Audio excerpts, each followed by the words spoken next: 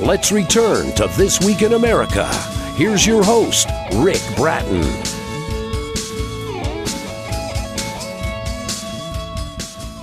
Welcome back, everybody. Coast to Coast, This Week in America. The choices we make in our middle years contribute to the quality of the rest of our lives. Those that served us well in the first half of life may not work for us in the second. Dr. Paula Payne Hardin, founder and director of Midlife Consulting Services, and the author of What Are You Doing with the Rest of Your Life? Choices in Midlife, wove together research, personal experiences, stories, and exercises to show how to live and age well. She wrote the book when she was in midlife herself. Now later, she says she's finding life richer, more fulfilling than she thought possible. She encourages us to embrace our aging. Unexpected joys await. And Dr. Paula Payne Hardin, author of What Are You Doing with the Rest of Your Life? Choices in Midlife, is our guest on This Week in America. Dr. Hardin, welcome to the program. It's a pleasure to have you with us. Thank you. I've been looking forward to this conversation. And I have too, in reading the book, because I'm in that part of life now where, okay, I'm going to see if my choices I made a few decades ago are going to pay off now. So a lot that we can talk about in the program today. What was the inspiration for writing this book? What are you doing with the rest of your life? Why did you write this? Well, I wrote it because I was in my early 50s and I was scared to death. I'd look around and I'd see different people 20, 30 years older than me, and some of them I did not want to end up that way. And because I was in school getting an advanced degree, I decided I would study adult development. How do we adults grow and change over the lifespan? And I did it for myself. I wanted to know how to be sure that I had a good life. That's what I wanted. Well, the interesting thing is we hope when we take that assessment that it works out, that we found positive things in our life. And you mentioned this was a while back when you decided to tackle this subject. How's it worked out for you? Have you made adjustments along the way for this part of your life? I'm sorry, I didn't get that question. Okay, let me ask that again.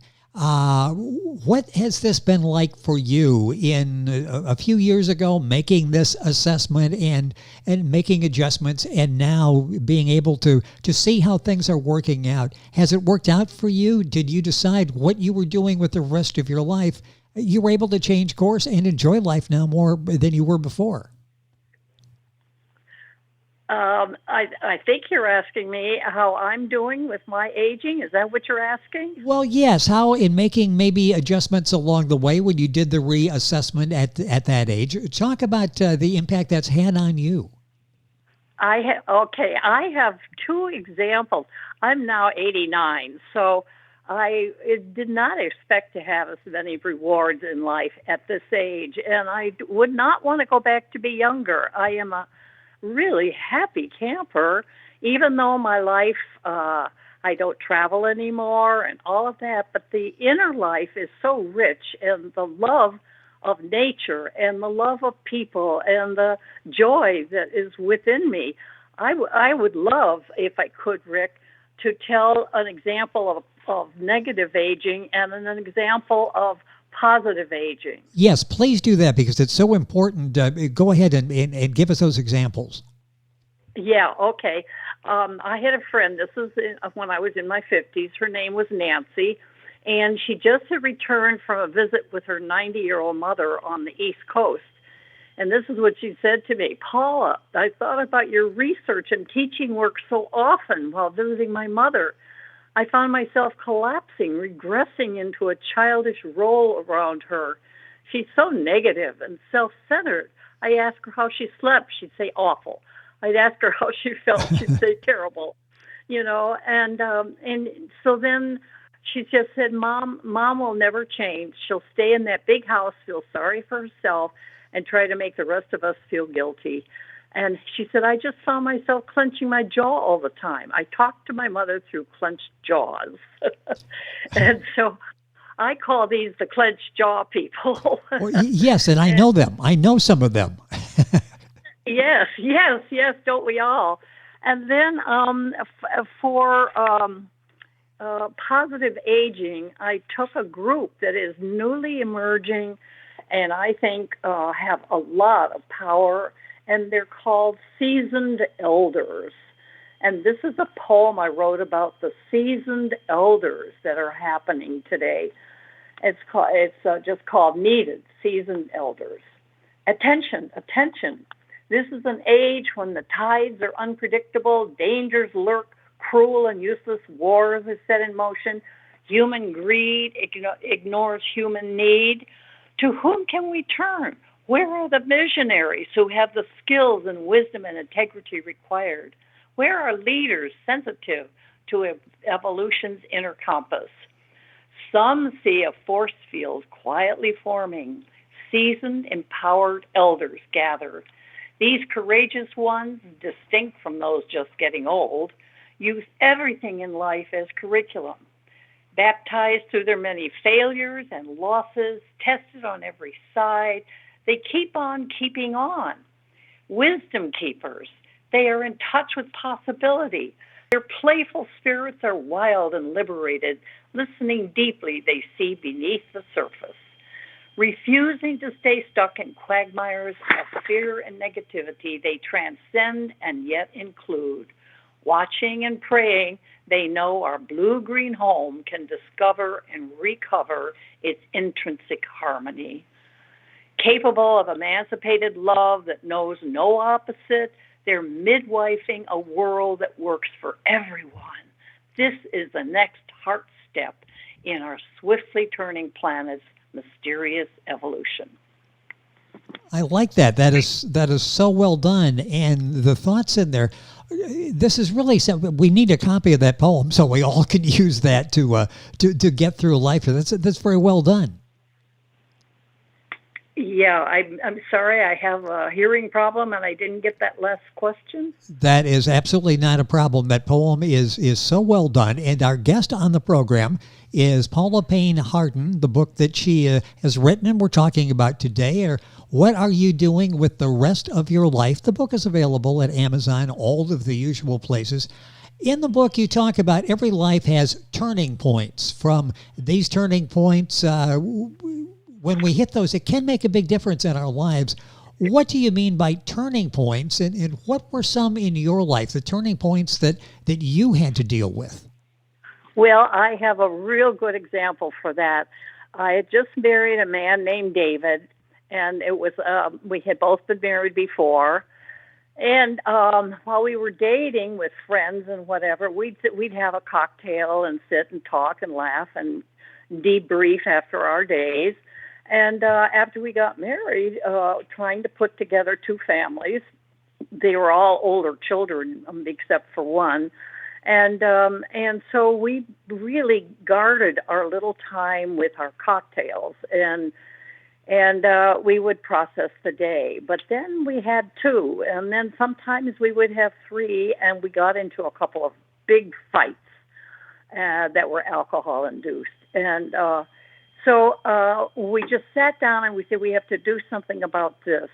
So we decided what we would do. Instead of drinking cocktails when we both came home, we'd take a walk.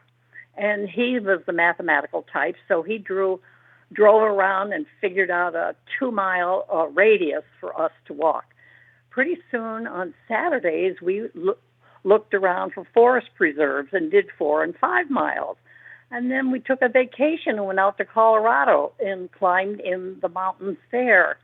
And you know what happened? Finally, we met some other friends, 6 of us, and we were all people who understood that it was important to look at the deeper parts of life. And so we ended up eventually hiking in the Himalayas. Oh, amazing! And this all happened because we looked at a short, brief pleasure. We looked at our drinking and decided that we had to do something about it. So that is a turning point. Boy, it really is. And I can see people now thinking as they go through those turning points in their lives, and everybody goes through those particular points in their lives. Our guest on the Yes. program is Paula Payne Hardin. She is the author of What Are You Doing with the Rest of Your Life? For information on the books available at Amazon, all of the usual places. Talk about some of the qualities of successful and unsuccessful aging. Let's talk about successful first. What are some of the qualities of people who successfully age? Yes, well, this was a good study. It was my discovery study for my dissertation, and then it was also a big sample study done through a company called Market Facts in Chicago, and we all found out that people who are maturing positively, for one thing, have a generous view of others and of the world, which includes maintaining a forgiving stance toward faults and inadequacies in themselves and others. You know, you just don't carry a grudge. You don't constantly go around criticizing and judging. You form caring and positive relationships with nature, and you're concerned about the quality of the environment. These are all the types of qualities of those who are aging positively, and then the rewards that will come if you do are just joy and peace and I'm just looking here.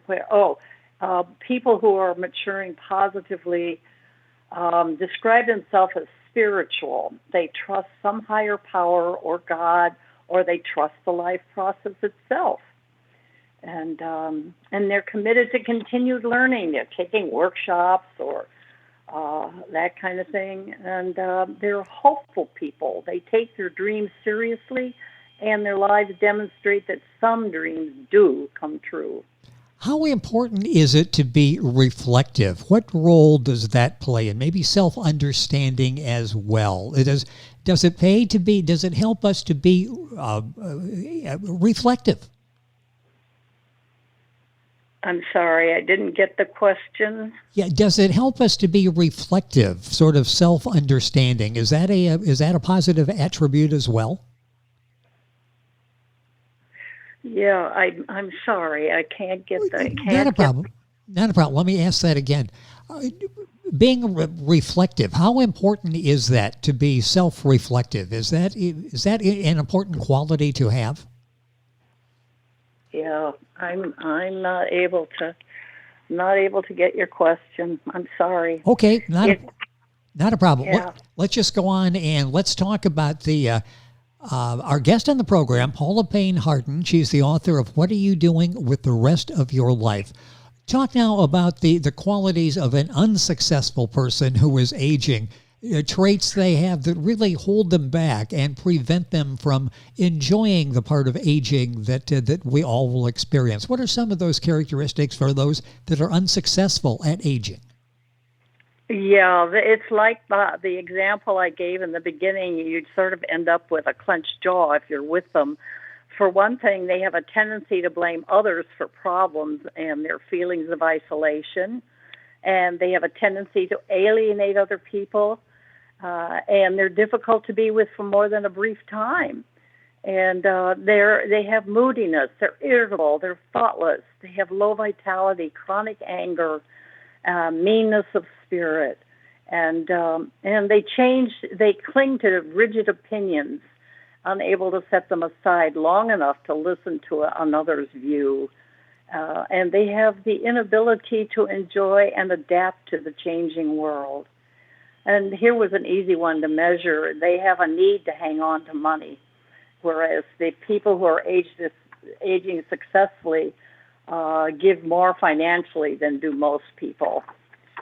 Interesting. And high use of alcohol, tranquilizers, or other forms of escape, such as TV or frenetic activity, and tendency to create guilty feelings in other people. Yes.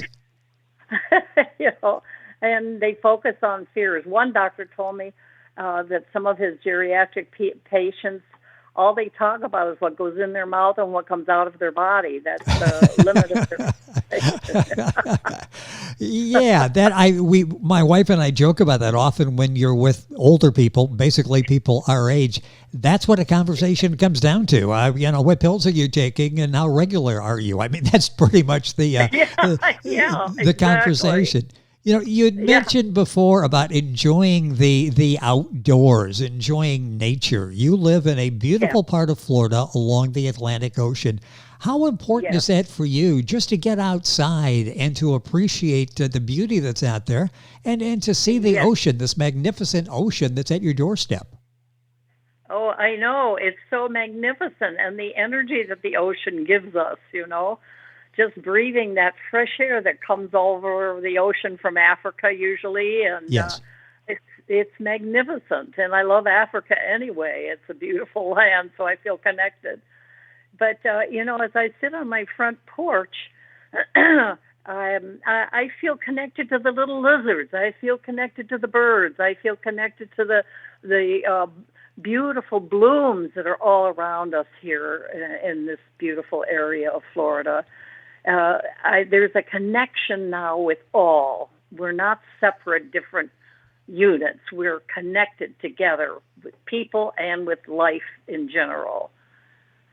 What's it been like for you in dealing with people aging, not only yourself but in others? The consulting that you've done with people, and you're able to guide people through to enjoy senior years. It's at the beginning of a whole new life for all of us in that category. How rewarding is that for you? Well, as I think I understand you, there are some sorrows. I have a friend who died about a month ago, and we had been friends.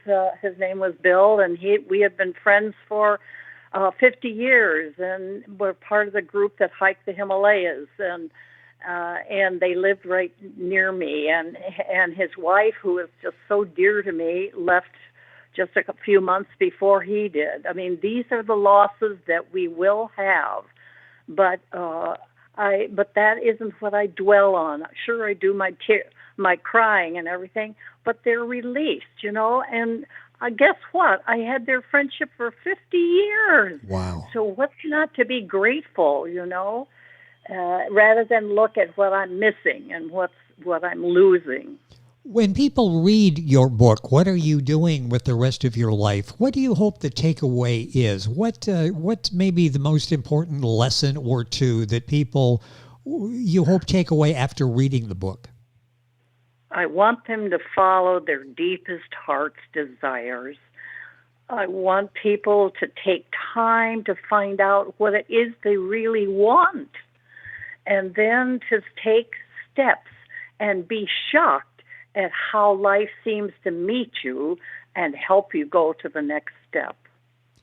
It's interesting because so often you talk to people falling into that seniors category that it almost seems like they're finding themselves for the first time. They've spent so many decades pleasing other people and doing what was expected. Does it sometimes take getting to your senior years before you fully appreciate and understand who you are?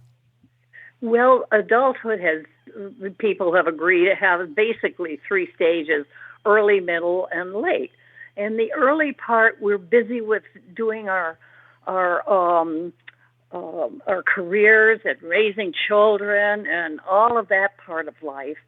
And then in midlife, all of that changes, and what we thought was valuable as a young person no longer has the same magnetism for us. And so we have to reevaluate all of this.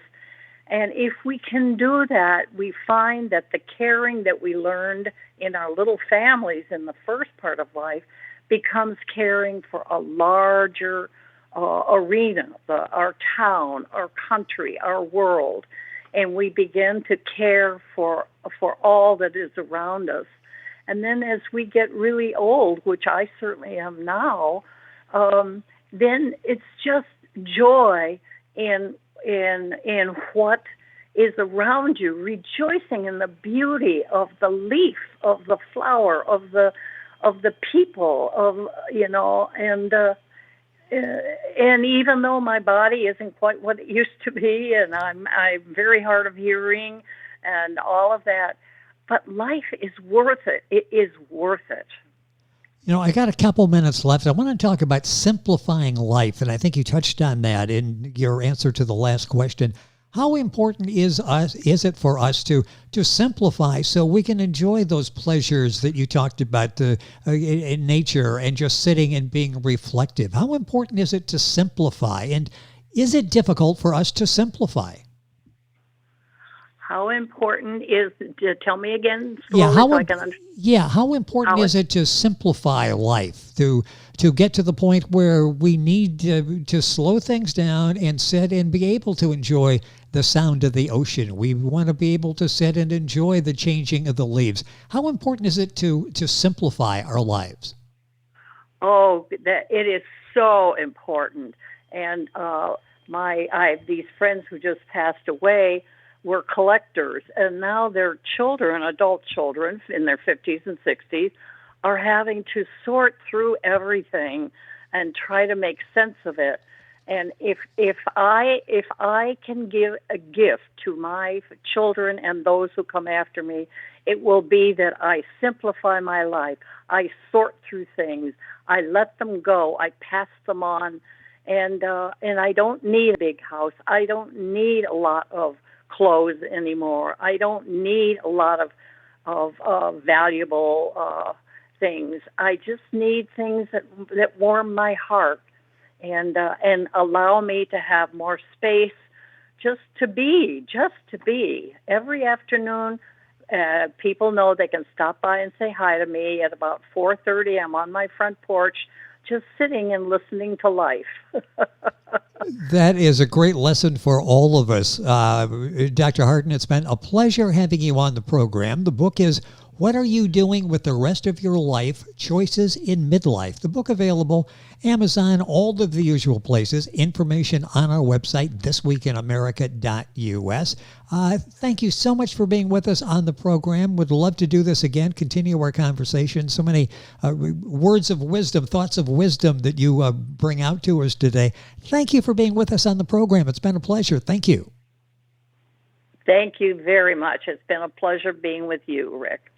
Thank you. Paula Payne Hardin is our guest. The book is What Are You Doing with the Rest of Your Life? Choices in Midlife. Book again available wherever books are sold, and you'll link on directly to Dr. Hardin's Amazon page by going to our website, thisweekinamerica.us. And we're back on today's program right after these messages. This Week in America is online. You can visit our website, thisweekinamerica.us. Scott Pinkerton, Associate Producer of This Week in America.